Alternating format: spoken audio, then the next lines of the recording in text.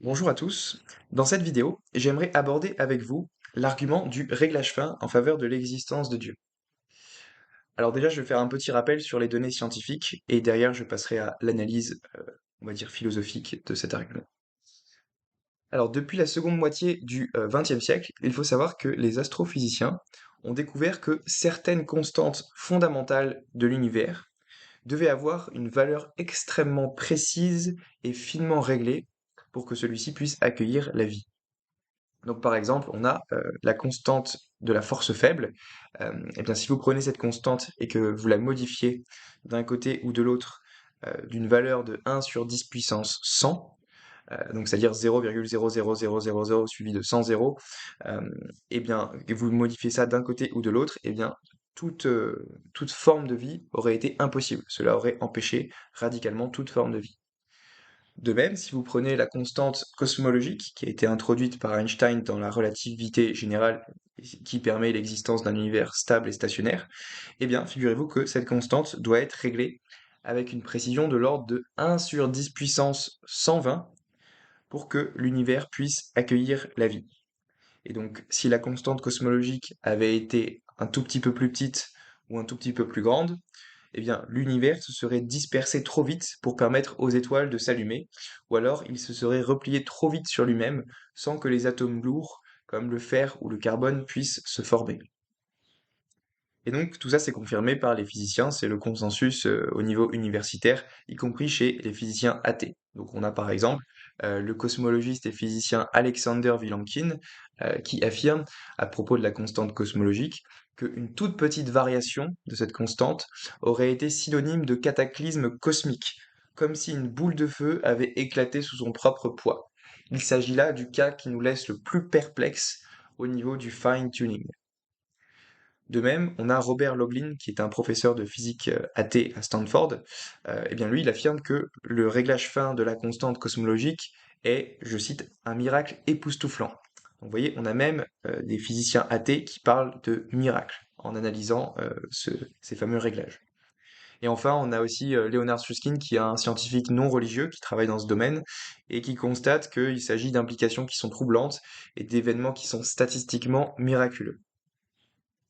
Donc il faut savoir qu'il y a aussi plein d'autres constantes qui sont finement réglées. Là, pour l'instant, on en a vu juste deux, mais il y en existe environ une trentaine. Donc il y a la constante de densité de l'univers, il y a la charge du proton et de l'électron, il y a la masse de l'électron, du neutron et du proton, il y a la force nucléaire, il y a la force électromagnétique, il y a la vitesse de la lumière, etc. Et donc pour chacune de ces constantes, si l'une d'entre elles avait été modifiée de façon infinitésimale d'un côté ou de l'autre, eh bien toute forme de vie aurait été radicalement impossible.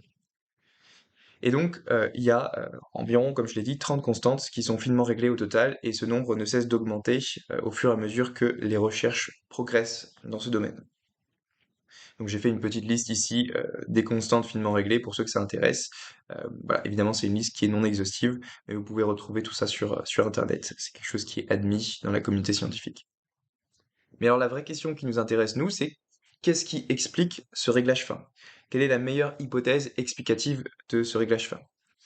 Donc en réalité, il n'y a que trois options majeures, hein. Donc c'est soit la nécessité, soit le hasard, soit l'intelligence. Et donc, moi je dirais qu'on peut déjà dire que c'est pas la nécessité parce que ces constantes ne dépendent d'aucune loi physique. Elles ont été réglées en amont de tout phénomène physique. Et donc, bah, elles sont pas dépendantes des lois physiques il y a aucune loi physique qui implique que la constante de Planck doit valoir telle valeur plutôt qu'une autre, parce que justement, les lois physiques dépendent du réglage de ces constantes qui sont réglées en amont de toutes ces lois. Et on peut dire aussi que ces constantes sont contingentes, c'est-à-dire qu'il n'y a pas de contradiction à supposer qu'elles auraient pu être différentes.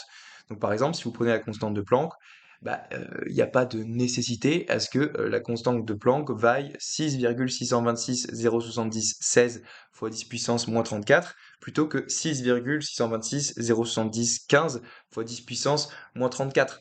Elle aurait très bien pu être légèrement plus petite ou légèrement plus grande. En tout cas, il n'y a aucun phénomène physique qui fait qu'elle vaille cette valeur plutôt qu'une autre.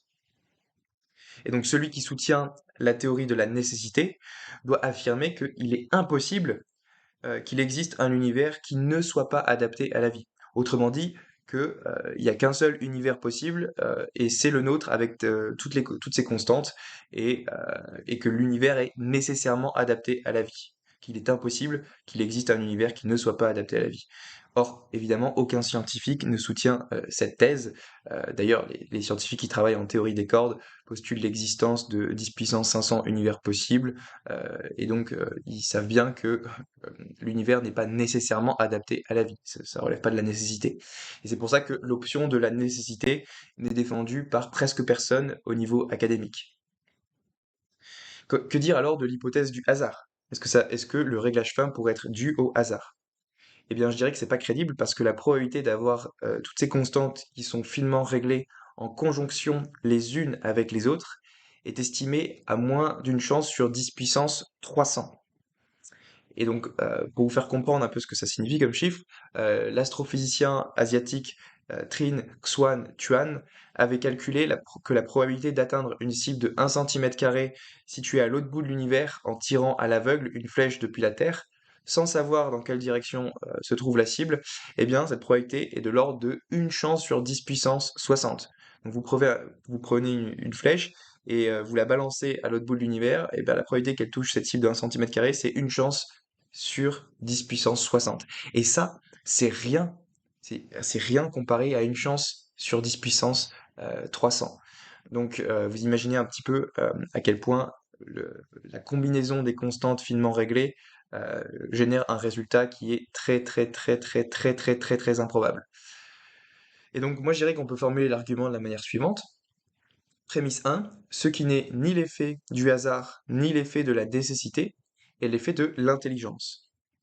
Or, prémisse 2, les constantes qui régissent l'univers sont réglées de manière extrêmement précise pour que celui-ci puisse accueillir la vie. Ce sont les résultats qui sont établis par l'astrophysique contemporaine. Ces constantes cosmologiques ne sont pas nécessaires, elles sont réglées en amont de tout phénomène physique et elles sont contingentes, donc il n'y a pas de nécessité à ce qu'elles vaillent telle valeur plutôt qu'une autre. Et il est très improbable qu'elles soient le fruit du hasard comme on vient de le voir. Et donc, comme elles ne sont ni l'effet du hasard, ni l'effet de la nécessité, eh bien, il s'ensuit que, il est très probable qu'elles soient le fruit d'une intelligence. Voilà un petit peu l'argument principal. Alors maintenant, je vais répondre à quelques objections qui ont été proposées à l'égard de cet argument. Donc la première objection, c'est ceux qui disent, mais en fait, des événements très improbables, ça arrive tout le temps dans notre vie quotidienne. Donc, par exemple, le fait de gagner au loto, bah, c'est un événement qui est très improbable. Il n'y a pas beaucoup de chances que vous gagniez au loto. Et pourtant, il y en a qui gagnent au loto. Donc le réglage fin n'est pas si étonnant que ça. On a juste réussi à gagner au loto cosmique. Alors je dirais en réponse que ce n'est pas crédible parce que ce n'est pas seulement le réglage d'une constante particulière qui est improbable, mais le réglage de la conjonction de toutes ces constantes prises ensemble. Et donc par exemple, si votre ami gagne au loto ce mois-ci, vous pouvez penser qu'il a eu un gros coup de chance. Très bien. Mais si ce même ami se met à gagner au loto 10 fois de suite, eh bien, il ne vous viendrait pas à l'idée de conclure, oh, c'est sûrement un gros coup de hasard. En fait, si vous avez un ami qui se met à gagner au loto successivement, 10 ou 30 fois de suite, bah, vous vous dites précisément que des telles probabilités sont tellement infimes que l'explication du hasard ne semble pas quelque chose de rationnel. Euh, et c'est pour ça que vous concluez dans un tel scénario que c'est votre ami qui a dû tricher ou bien que la loterie a été truquée par les organisateurs. Donc il y a déjà une mauvaise analogie dans l'objection à ce niveau-là, mais l'objection fait aussi fausse route dans la mesure où elle compare le réglage fin à une loterie. Et en fait, la loterie est une mauvaise analogie par rapport au réglage fin, parce que l'analogie de la loterie se focalise sur l'explication du fait qu'une personne particulière ait gagné. Alors que dans l'argument du fine-tuning, on ne cherche pas à expliquer pourquoi c'est cet univers particulier qui existe, mais pourquoi il existe un univers, donc n'importe lequel, qui puisse accueillir la vie. Et donc, une analogie qui reflète vraiment ce qu'est le réglage fin, c'est la suivante. Et donc, euh, c'est vous piochez au hasard dans un sac qui contient des milliards de milliards de milliards de milliards de milliards de milliards de billes bleues et une seule bille rouge. Et donc, si vous piochez une bille bleue, on vous fait exécuter, et si vous piochez une bille rouge, alors on vous laisse en vie. D'accord? Donc imaginez que vous êtes face à ce scénario. Et ce scénario, il est exactement analogue à ce qui est question dans le cas du réglage fin. Eh bien, si s'il se trouve que vous tirez la bille rouge en piochant dans le sac, eh bien, la réaction rationnelle, ce sera certainement de penser que la loterie a été truquée, enfin que le scénario des billes a été truqué pour votre survie. Ça serait parfaitement stupide de répondre, ah bah de toute façon, les événements improbables, ça arrive, puisque la question n'est pas de savoir pourquoi une bille particulière a été tirée, mais pourquoi vous avez tiré la seule bille qui permettait votre survie, et qu'il y a une chance sur 10 puissance 300 que cela puisse arriver. Donc voilà une analogie qui est meilleure et qui reflète exactement ce dont il est question dans le réglage fin. C'est pour ça que cette objection n'est pas soutenue au niveau académique chez les philosophes. Une autre objection qu'on entend parfois sur Internet et qu'on retrouve aussi dans certains livres, comme celui de Thomas Durand, c'est que le réglage fin s'explique tout simplement parce que nous existons. Et donc cette objection, elle affirme que la raison qui fait que l'univers est adapté à notre existence est simple. En fait, l'univers devait forcément exister pour que nous puissions même considérer la question. Donc autrement dit, si l'univers n'était pas adapté à notre vie, eh bien nous n'aurions pas pu le découvrir, puisqu'il est impossible de découvrir un univers qui n'est pas adapté à sa propre existence. Et donc en réponse, il faut faire remarquer que le fait que nous puissions observer que l'univers est adapté à notre vie, eh bien ça n'élimine en rien le besoin d'une explication. Il est évident que la probabilité qu'un homme observe des conditions physiques qui sont compatibles avec son existence est de 1. Il s'agit là d'une vérité qui est parfaitement triviale.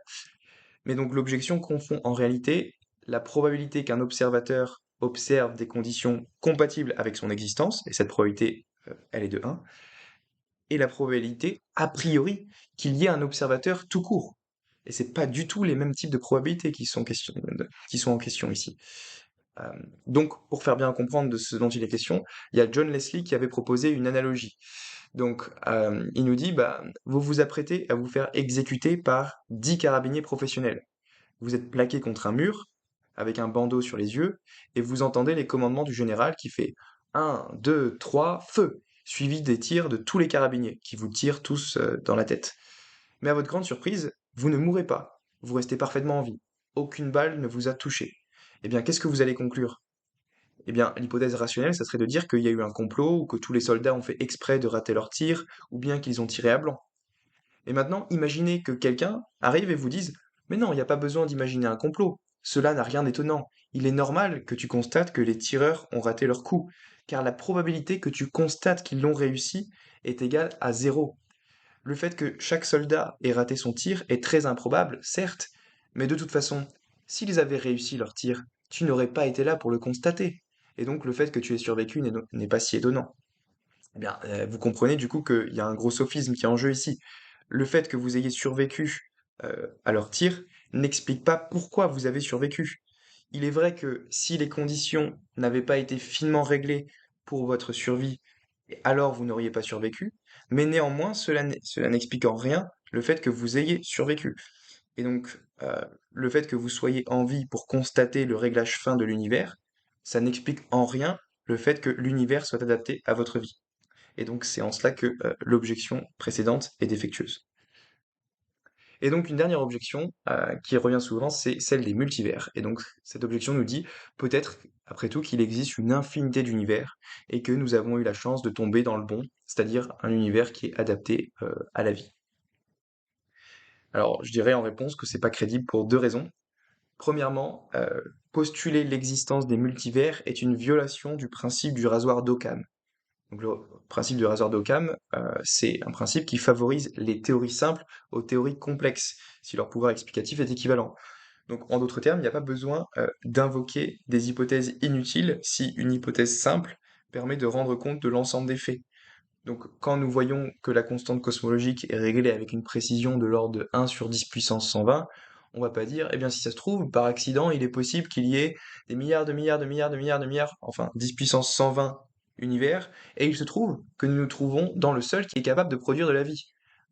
C'est possible en théorie, mais c'est très improbable et ad hoc comme hypothèse. C'est-à-dire que c'est pas une hypothèse qui favorise la simplicité. Et donc c'est une violation du principe de parcimonie. Mais bon, après tout, même si les multivers existaient, même en admettant que les multivers existent, eh bien, ça résout pas la question. Parce que dans ce cas-là, il faudrait postuler l'existence d'un générateur d'univers qui produise des univers avec des constantes réglées de manière aléatoire. Et donc, le mécanisme permettant l'actualisation des possibilités de ces réglages aurait lui aussi besoin d'être réglé. Et donc, postuler un générateur d'univers ne ferait que déplacer la question du réglage d'un cran. Et donc, en réalité, l'hypothèse des multivers ne résout rien à proprement parler.